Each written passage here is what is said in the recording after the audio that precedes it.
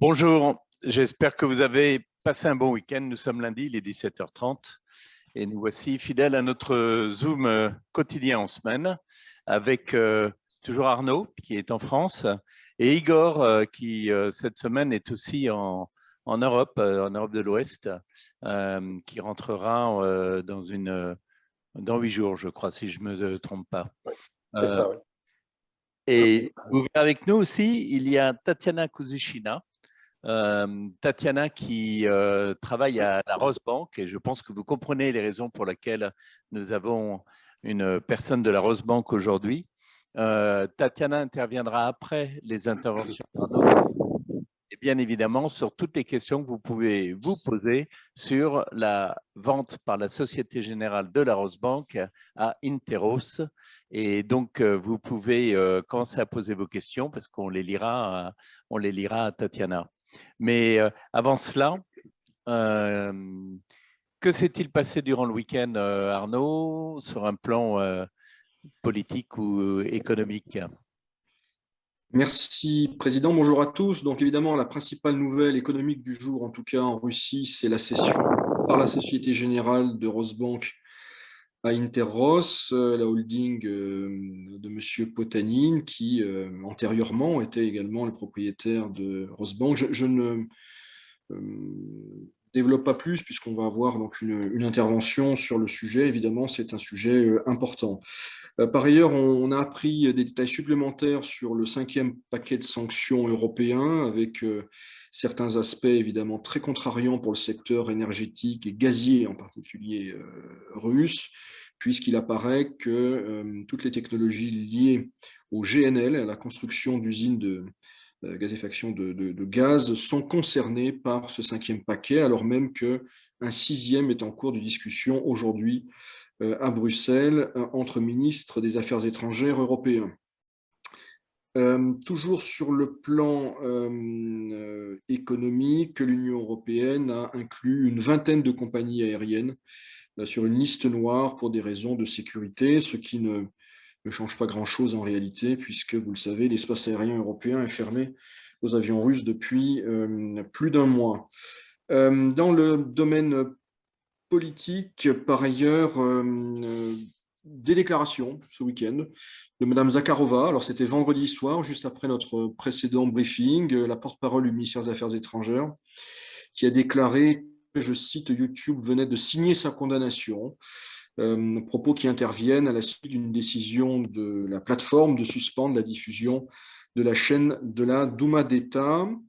Par ailleurs, hier dimanche, une homélie remarquée du patriarche Cyril, qui a évoqué la nécessité, je cite, de faire corps autour du pouvoir. Il a également évoqué la capacité, je cite, à repousser les ennemis extérieurs et intérieurs.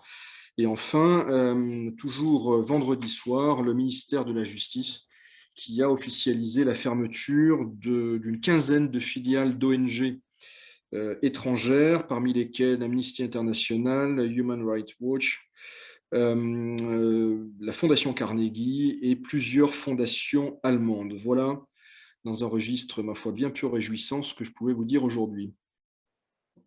Merci Arnaud. Igor, sur un plan diplomatique. Merci, bonjour à tous. Alors, sur un plan diplomatique, il y a eu un certain nombre de déclarations ce week-end de la part de responsables ukrainiens, à la fois sur le volet diplomatique de la crise, mais également sur les conditions qui pourraient prévaloir en vue d'une fin diplomatique du conflit. Alors, tout d'abord, M. Podolyak, donc, qui est conseiller du président Zelensky, Monsieur Podolyak donc a donné des éléments sur la possibilité d'une rencontre entre messieurs Poutine et Zelensky. Il a expliqué que ce n'était pas envisageable avant la fin de la bataille du Donbass qui se prépare, d'une part, et que d'autre part, cette rencontre ne pourrait pas non plus intervenir si des garanties de sécurité n'étaient clairement pas apportées à l'Ukraine, préalablement donc à une entrevue entre les deux présidents.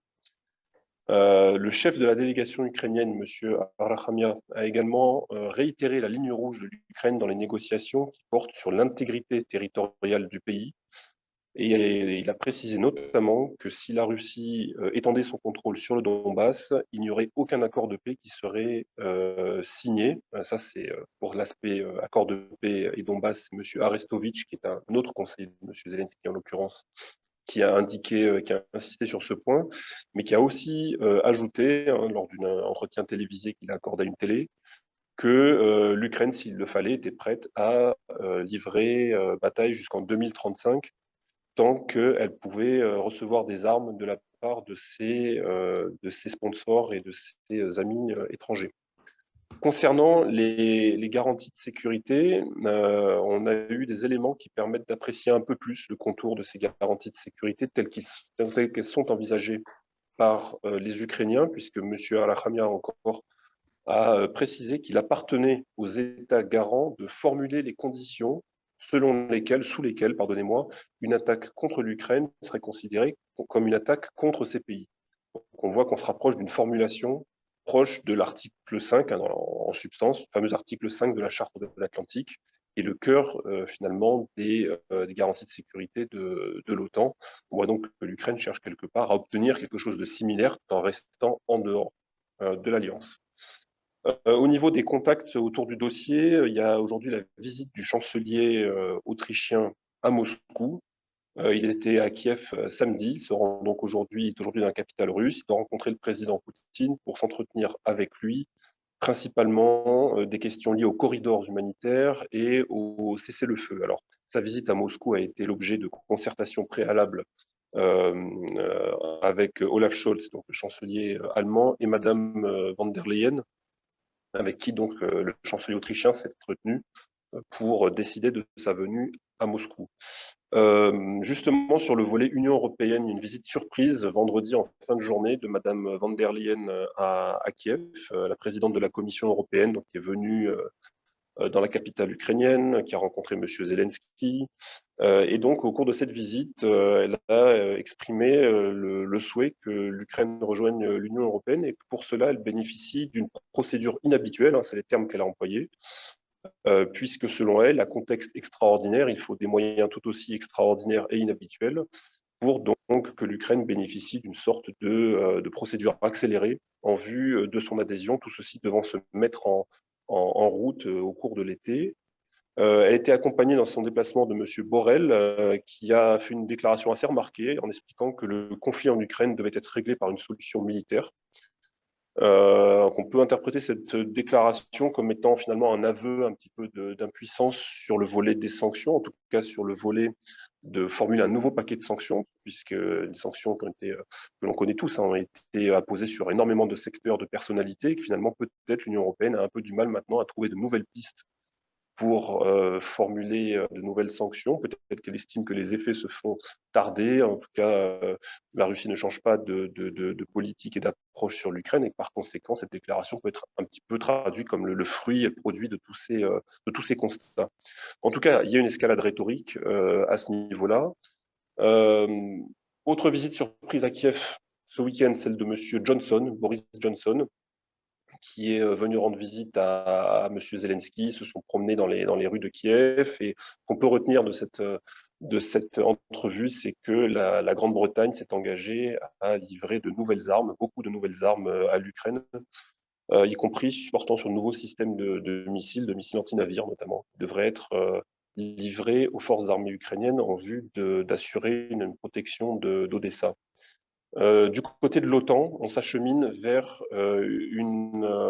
probablement une adhésion de la Finlande et de la Suède. En tout cas, c'est ce qu'il ressort de la volonté des deux pays de demander de se voir octroyer le MAP. Hein. Le MAP, c'est l'acronyme anglais pour le plan d'action en vue de l'adhésion, ce qui pourrait intervenir dès le mois de juin, avec potentiellement une adhésion effective dès la fin de l'été ou le printemps et l'automne. Excusez-moi, alors pourquoi ça irait aussi vite? C'est parce que la Finlande comme la Suède travaillent depuis très longtemps en partenariat très étroit avec l'OTAN. Ils sont déjà quelque part familiers des standards otaniens, ce qui fait que leur adhésion serait accélérée au moins de ce point de vue-là. Alors si cela a lieu Ce serait la 9e vague d'élargissement de l'OTAN. On comprend bien que dans le cadre de la Finlande, comme dans celui de la Suède, on est dans le cadre d'une vague avec une expansion qualitative du périmètre de l'Alliance, qui n'a rien à voir avec les dernières vagues d'élargissement qu'on portait sur des pays comme l'Albanie, la Macédoine du Nord ou le Monténégro,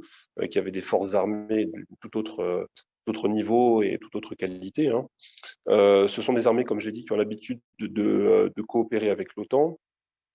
Et je dirais que les dynamiques qui finalement sont sous-jacentes à ces demandes d'adhésion en devenir sont très différentes. Pour la Finlande, c'est un enjeu de sécurité très concret, hein. Alors que pour la Suède, finalement, cette trajectoire est plutôt le fruit d'enjeux domestiques et de rapports de force politiques intérieurs entre différents partis qui semblent plutôt pousser la Suède vers cette direction. Voilà, je m'arrête ici pour les nouvelles du jour et je te rends la parole, Président. Si je résume ce que tu viens de dire, Igor, alors, si jamais on touche à l'intégrité territoriale ukrainienne, les Ukrainiens refusent de signer un accord de paix. Et on sait qu'il y a une grande bataille dans le Donbass qui se dessine. On sait aussi que la neutralité de l'Ukraine était un souhait très important des Russes. Et tu nous dis que Madame von der Leyen, d'ailleurs je ne sais pas au nom de qui, mais a proposé donc une procédure accélérée pour que l'Ukraine rejoigne l'Union européenne. Par ailleurs, tu nous dis aussi que Borrell parle maintenant d'une seule solution pour régler le conflit, c'est la guerre. Où va-t-on là? À vrai dire, c'est vrai que c'est des déclarations et les dynamiques générales qui sont clairement pas positives. Hein. On sait que l'adhésion à l'Union européenne, en général, ça prend des années hein, par la voie classique.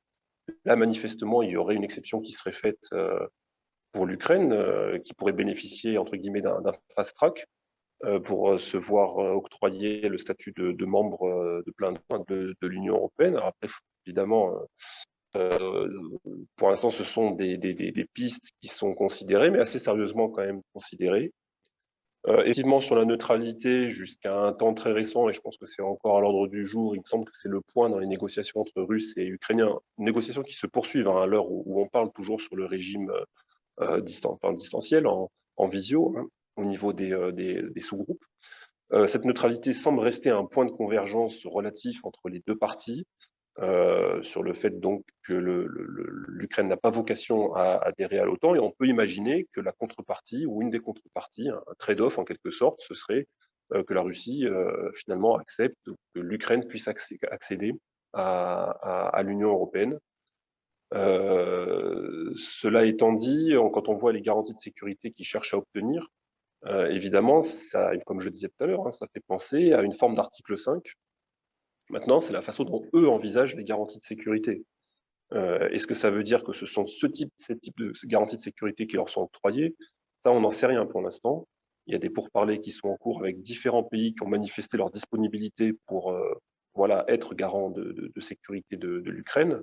Visiblement, ils peuvent encore discuter du contenu de ces garanties. Mais je suis tout à fait d'accord avec ta remarque. Pour l'instant, les dynamiques n'incitent pas à l'optimisme.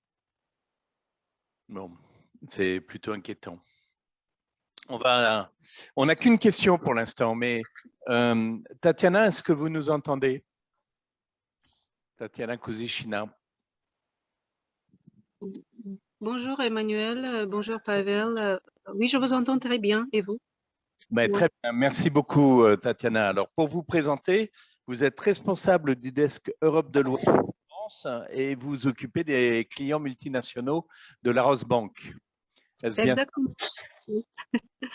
Alors, vous savez que cette nouvelle de l'acquisition de la Rosbank par Interos, qui, je dois rappeler, était votre propriétaire initial il y a plus de 15 ans maintenant. La Société Générale avait acheté à Interos la Rosbank, qui va retrouver sa filiale finalement. Mais les gens se posent beaucoup de questions. Alors, la première des questions, c'est quelles répercussions sur votre banque suite au retrait de la Société Générale de Russie? Est-ce que ça va changer des choses pour nous, pour vos clients? Quand je dis pour nous, c'est nous, personnes physiques, pour vos clients multinationaux. À quoi peut-on s'attendre, Tatiana? Oui, merci Emmanuel pour l'introduction. Je comprends que cette nouvelle crée beaucoup de questions. Donc, ce matin, exactement, Société Générale a annoncé la signature d'un accord en vue de céder la totalité de sa participation à Anteros Capital, le précédent actionnaire de Rosebank. Il est à noter que Anteros n'est pas soumis aux sanctions, ce qui est important. Je suis là pour vous rassurer que la transaction envisagée permettrait d'assurer une continuité d'activité tant pour les employés que les clients de Rosebank, personnes physiques et aussi les sociétés.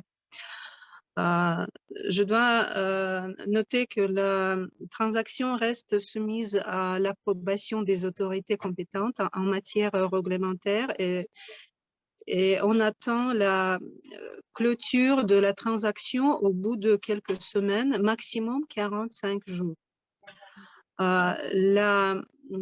Donc, la finalisation devrait intervenir dans les prochaines semaines. Fin mai environ, oui. L'une des conditions de cette transaction était de maintenir les équipes sur place, surtout dans notre management, il reste les mêmes personnes et les mêmes équipes sont sur place et la banque continue à offrir les mêmes services à nos clients. Donc, pas d'inquiétude de cet aspect-là.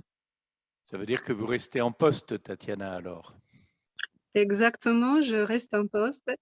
Je voudrais aussi vous annoncer qu'il y a un accord sur le statut spécial entre Rosebank et Société Générale, Preferred Partner, c'est-à-dire le groupe Société Générale voudrait annoncer à leurs clients qui continuent à faire le business en Russie qu'il y a Rosebank, le Preferred Partner en Russie, pour soutenir l'activité de nos clients. Alors, merci pour nous rassurer. D'abord, on est ravis de savoir que le personnel de la Rosebank sera tous gardé et donc nous aurons toujours affaire à vous et aux personnes avec lesquelles nous avons l'habitude de travailler. Ça, c'est une bonne nouvelle. Quand vous parlez de ce statut préféré de la Société Générale pour la Rosebank, est-ce que ça veut dire aussi, là je parle en tant que personne privée, que si nous pourrons toujours faire des virements de la Rosebank sur des comptes de la Société Générale sans aucun problème? Oui, exactement. Les comptes correspondants vont être maintenus sur place, donc les transferts à l'étranger restent tout à fait faisables.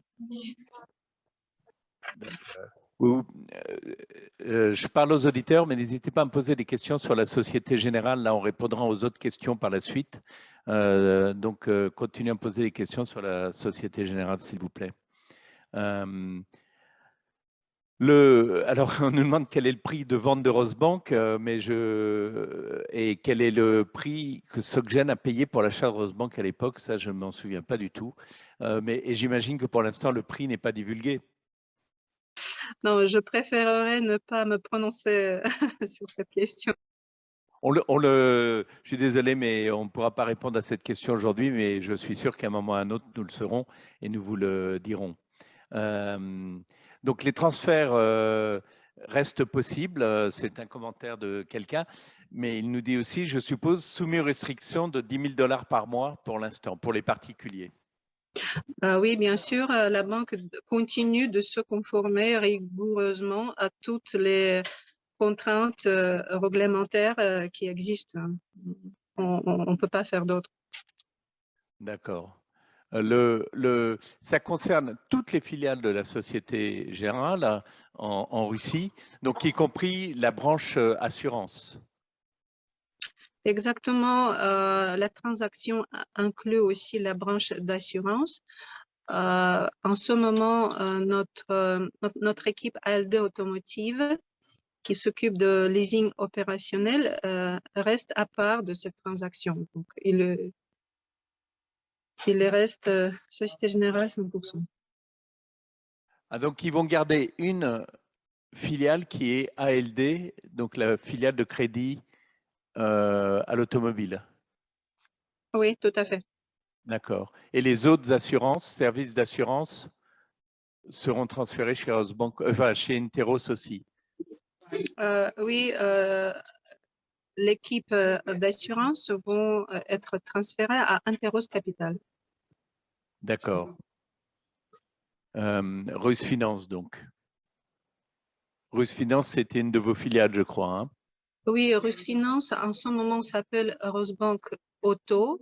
Et Rus Finance était fusionnée avec Rosbank il y a 1 an et demi. Et l'autre banque, ex-Delta Crédit, qui s'occupait des crédits hypothécaires, Rosbank, s'appelle en ce moment Rosbank Dome. D'accord. Alors, quelqu'un nous dit qu'il avait l'intention d'ouvrir un compte à la Rosebank. Est-ce que celui-ci sera ouvert à la Rosebank ou à une autre entité? Vous comprenez la question? Oui, en ce moment, on continue l'ouverture de compte. Nous sommes sollicités par beaucoup de clients, beaucoup de sociétés et les individuels d'ouvrir les comptes. Et, on continue à les ouvrir, bien sûr. D'accord. Et c'est toujours la Rosebank telle que nous la connaissons? C'est toujours la Rosebank telle que vous le connaissez. La dénomination officielle aujourd'hui, Rosebank Société Générale, j'imagine qu'il y aura quelques transformations et nous allons l'annoncer à nos clients, à nos partenaires. D'accord. Une question importante. La Société Générale a-t-elle des garanties sur le fait que Rosebank ne sera pas ciblée par des sanctions futures? Je ne suis pas sûr que vous puissiez répondre, Tatiana, mais c'est une question importante. Oui, c'est une question importante et il est difficile de donner une réponse profonde parce que la situation actuelle évolue de façon inattendue et les sanctions, de nouvelles sanctions apparaissent. Donc, je vois quelques signaux positifs dans la décision de la Société Générale et Rosebank. Au moins, c'est un setup qui est clair et bien validé par toutes les autorités russes. Donc, vous, nos clients et nos partenaires, vous comprenez ce que Société Générale a décidé pour la Rosebank. Le but est de maintenir le fonctionnement de la banque pour nos clients. Donc, c'est clair et c'est bien défini. C'est une question que nous poserons aussi à la Société Générale à Paris pour voir s'ils peuvent nous répondre à cette question sur les conséquences de sanctions possibles sur la Rosebank. Je ne sais pas si vous pouvez répondre à ça non plus, quelle est la raison de la Société Générale de se retirer de Russie? Ce serait mieux de poser cette question à mes collègues à Société Générale. Bon, je pense aussi, on leur posera. Quelles sont les conséquences si la transaction n'est pas approuvée dans les 45 jours? La transaction sera-t-elle annulée? Oui, j'imagine que la transaction serait annulée. À la date actuelle, nous avons reçu les validations orales, ce qui nous rassure. Donc, nous sommes confiants de recevoir toutes les validations nécessaires. Une question que tout le monde se pose, l'achat de la Rosebank sera payé en roubles ou en euros? Vous êtes bien au courant des restrictions en Russie en ce moment, donc je serais étonnée si ce serait possible de payer en euros, mais je ne peux pas me prononcer sur ça. On me demande même si ce n'est pas payé en yuan.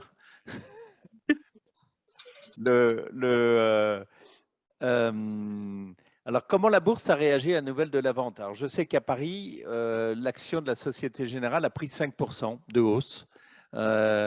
Donc, la Rosbank n'était pas cotée à la bourse de Moscou, je crois. Hein.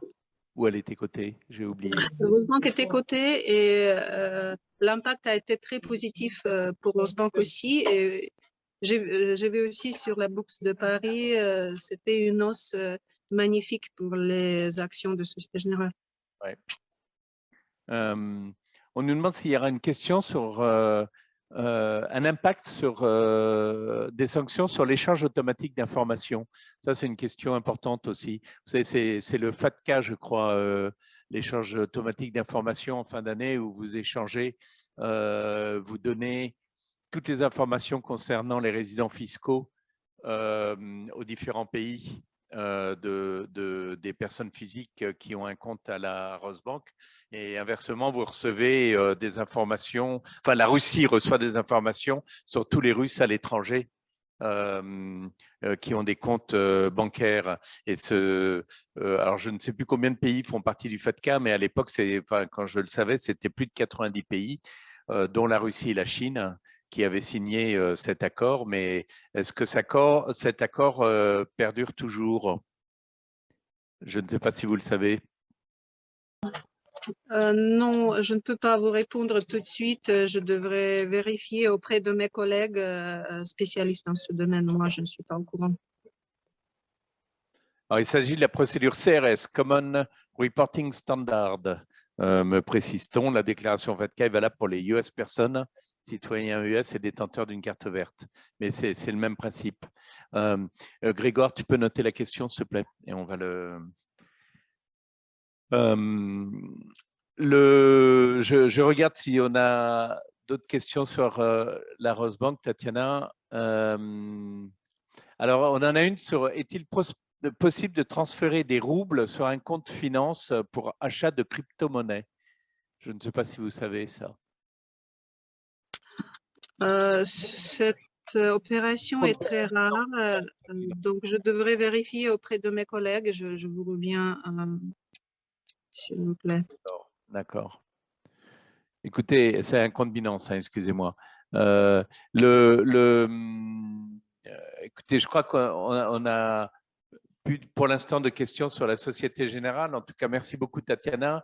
On a bien compris que pour l'instant, vous nous expliquez que ça ne change rien pour vous, employé de la Rosbank. Vous allez continuer à travailler avec la Rosbank, que ça ne doit rien changer pour nous et que la Société Générale aura ce statut de partenaire préféré vis-à-vis de la Rosbank. Donc, nous pourrons continuer à faire les opérations comme d'habitude et qu'on ne devrait pas voir de changement, à part probablement peut-être un nouveau logo. Oui, merci beaucoup pour votre invitation et pour l'attention, et on se tient en contact. Nous voudrions accompagner vos projets dans ce pays. Mais merci beaucoup. Et on fera probablement appel à vous durant la semaine si on a d'autres questions sur le sujet. Mais on vous remercie infiniment pour votre présence et votre français qui est remarquable comme toujours. Merci beaucoup, Tatiana. Je rappelle à nos auditeurs que nous avons ce fil Telegram CCI France-Russie, une hotline. Donc, si vous avez des questions sur la Rosbank, nous les collecterons, nous les soumettrons offline à Tatiana qui nous y répondra et nous vous transmettrons ces réponses lors des prochaines sessions. Merci encore, Tatiana. Et puis, j'en profite aussi pour rappeler que Interos est membre de la Chambre de commerce et d'industrie France-Russie. Donc, nous tenons la banque par les deux bouts. Alors, on nous pose une question très technique, donc, dont on n'aura pas la réponse ici en tout cas. Quels sont les schémas de flux en crypto-monnaie qui permettent de remplacer SWIFT pour les sociétés en restant conformes à la législation russe? Et là, sincèrement, je n'en ai absolument aucune idée. Je crois que nous aurons un prochain invité mystère qui sera spécialisé dans les crypto-monnaies parce que c'est un thème qui vous intéresse et nous avons de plus en plus de questions récurrentes sur le sujet. Donc, on va trouver quelqu'un qui pourra vous y répondre de manière compétente. Oui, c'est une bonne remarque de notre directeur général, Pavel. Merci, Monsieur le Président.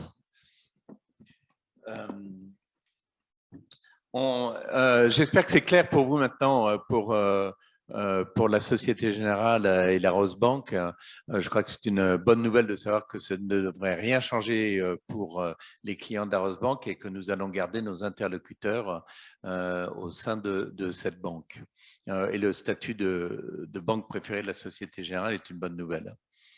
Alors, si on revient sur des questions plus politiques, on nous demande, Igor, c'est pour toi, y aura-t-il des conséquences à l'adhésion de l'Ukraine à l'Union européenne sur un plan militaire ou défense? C'est pas l'OTAN, théoriquement.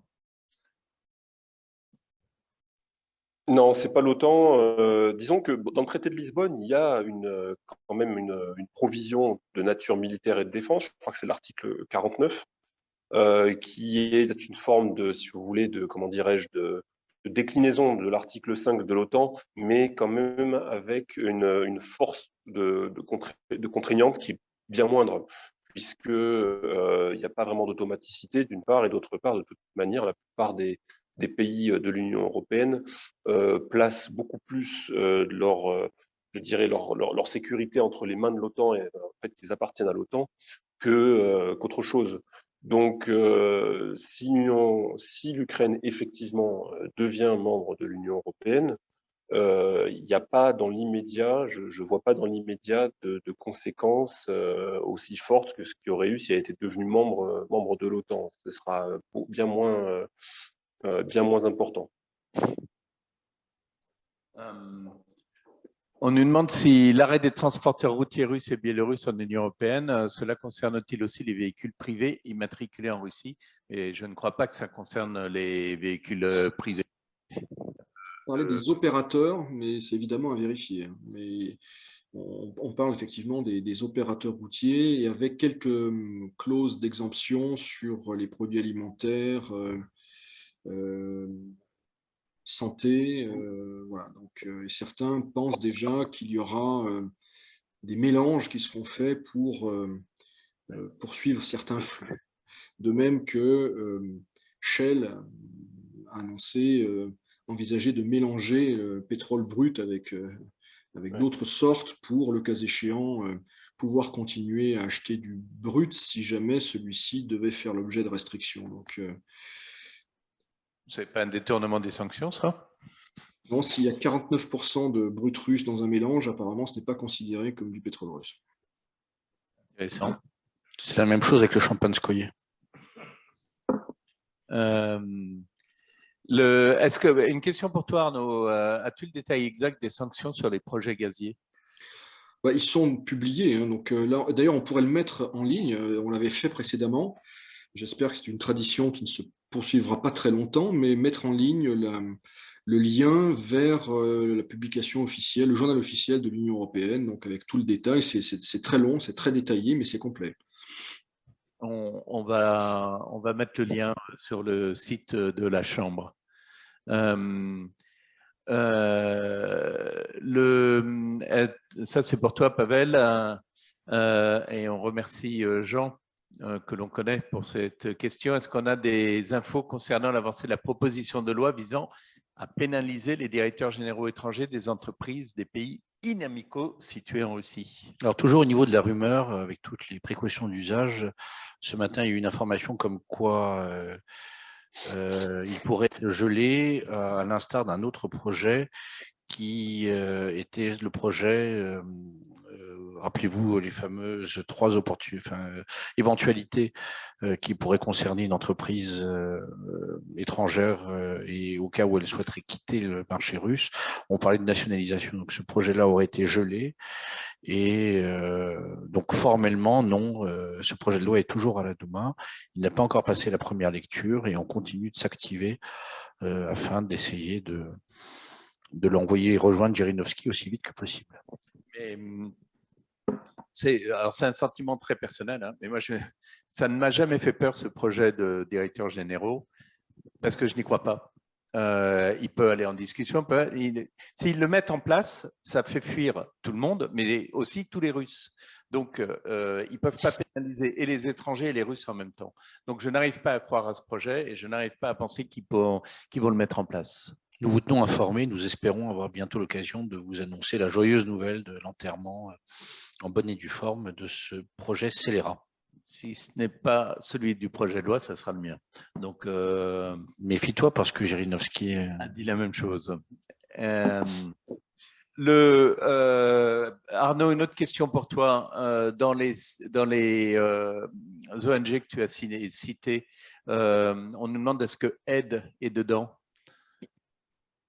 Tu connais Aide et Heidi?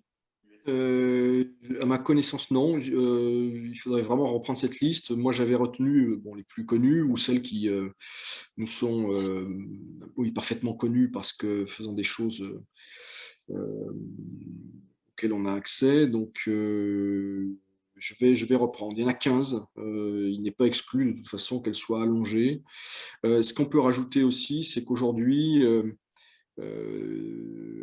le ministère russe de la Justice a été saisi d'une demande de fermeture de Greenpeace et du WWF, mais qui ne sont pas des filiales. Enfin, il y a un montage apparemment un peu différent, ce serait un peu plus compliqué. Donc, ce que je veux dire, c'est que même si cette entité ne figurait pas dans la liste de vendredi, il n'est pas exclu du tout que ça puisse arriver. Oui. Pardon, il y avait une question également dans la rubrique est-ce qu'un tel est sur la liste de sanctions? La question concernait justement l'actionnaire d'Interos, Vladimir Potanin. Non, il n'est pas sous sanction au jour d'aujourd'hui. Ouais.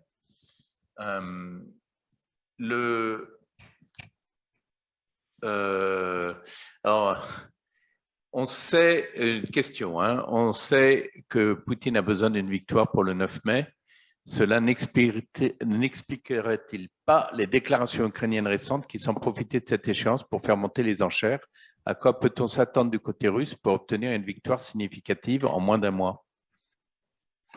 C'est délicat parce qu'on a dit qu'on ne parlait pas de questions militaires. Donc, mais effectivement, alors, et ça on l'a dit avec Igor de longue date, hein, le 9 mai, c'est une vraie échéance symbolique, politique, et donc les choses vont s'accélérer, ça tout le monde le dit, donc on peut le répéter.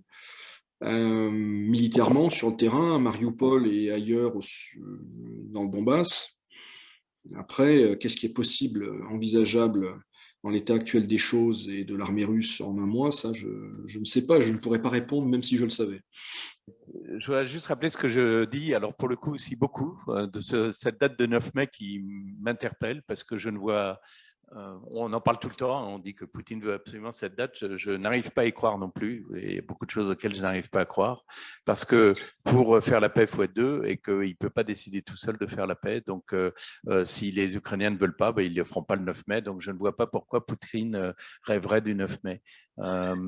C'est pas un rêve de 9 mai, disons que c'est 9 mai, c'est la commémoration d'une victoire avec un défilé militaire sur la place rouge. Je comprends bien. Donc si il n'y a pas, dans un autre contexte et un autre conflit, les choses se passent mal, ça crée des problèmes politiques majeurs. Donc c'est pas quelque chose d'imposé de l'extérieur, c'est, j'allais dire, un impératif politique. Oui, mais on fait de cette date du 9 mai quelque chose de... S'il n'y a rien le 9 mai, il a perdu. Disons que ça sera interprété comme ça, à l'étranger c'est sûr, en Ukraine évidemment, la question c'est en Russie.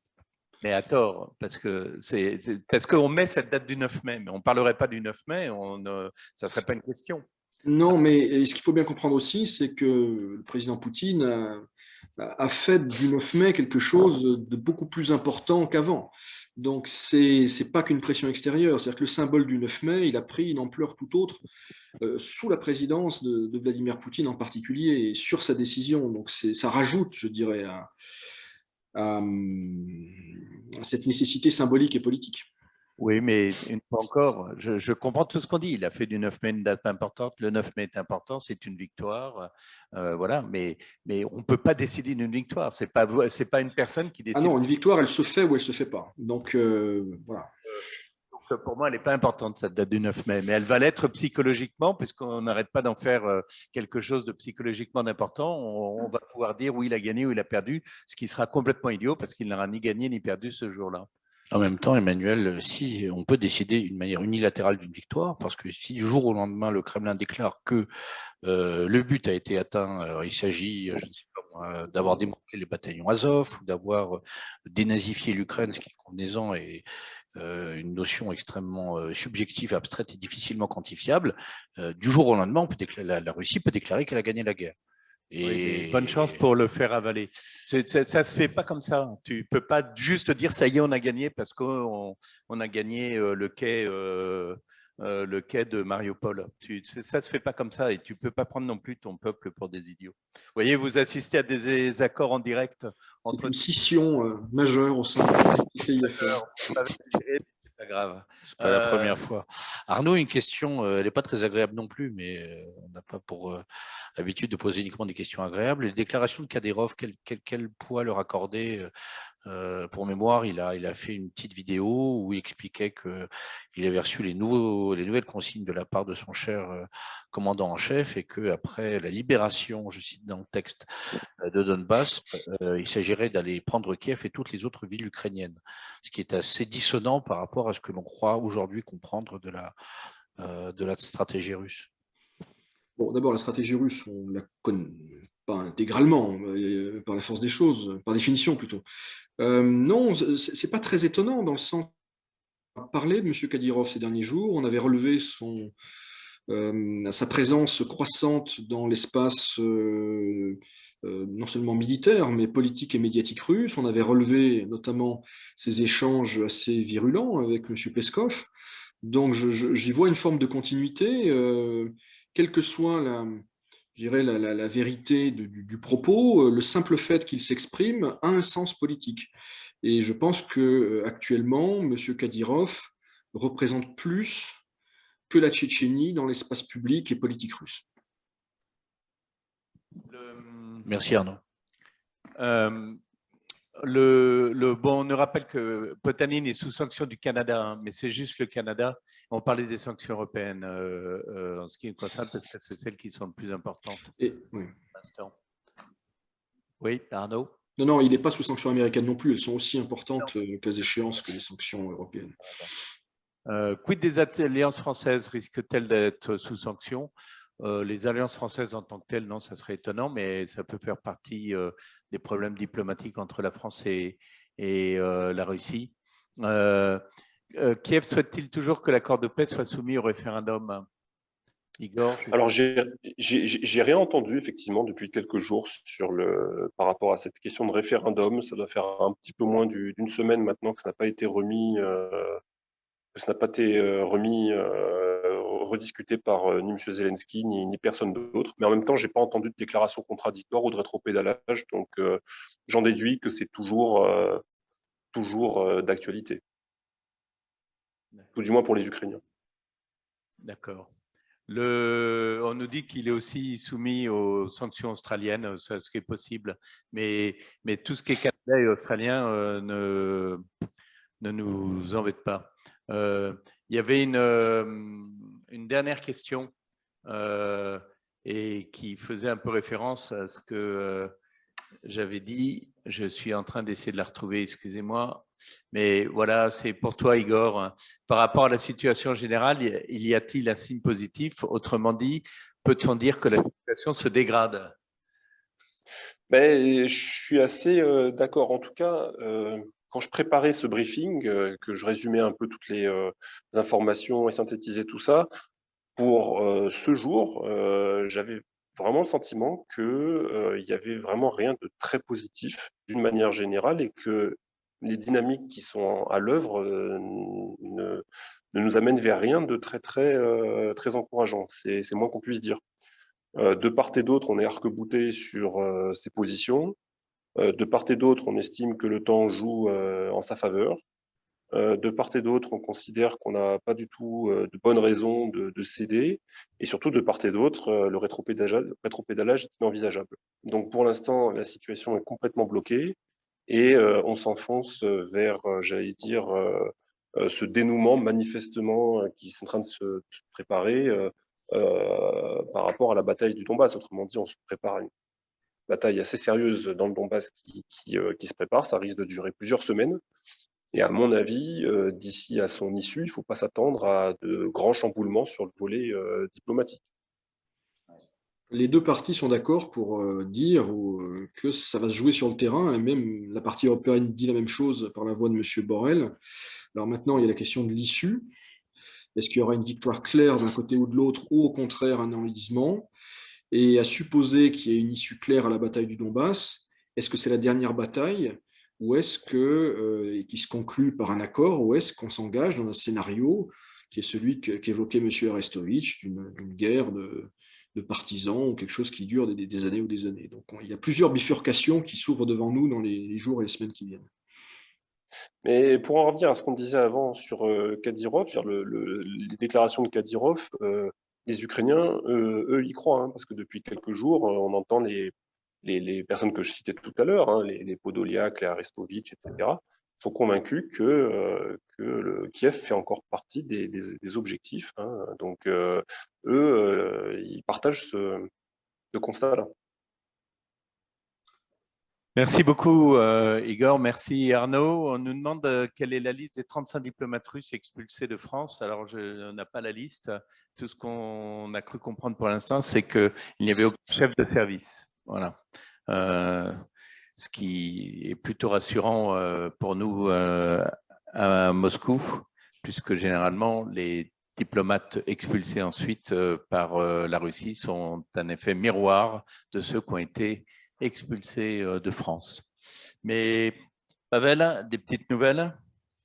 Non, pour vous rappeler, ce jeudi à Moscou, pour ceux de nos amis qui sont là, membres de la Chambre, nous nous retrouverons pour un nouveau rassemblement en présentiel pour échanger ensemble sur la situation. Donc le jeudi 14 avril à 19h heure de Moscou. Les détails sont sur notre site. Même chose pour l'organisation de nos événements, notamment de nos comités professionnels et des petits déjeuners professionnels. Le fil Telegram, la hotline, j'en ai parlé notamment si vous avez encore des questions à poser sur l'annonce concernant la Rosebank. Et puis, nous allons nous retrouver toute cette semaine, tous les jours à 17h30 heure de Moscou, 16h30 heure de Paris. Et comme nous le disons, et nous vous incitons à le faire, tenez bon. Et la CCI France-Russie reste à vos côtés. Merci beaucoup. Au revoir.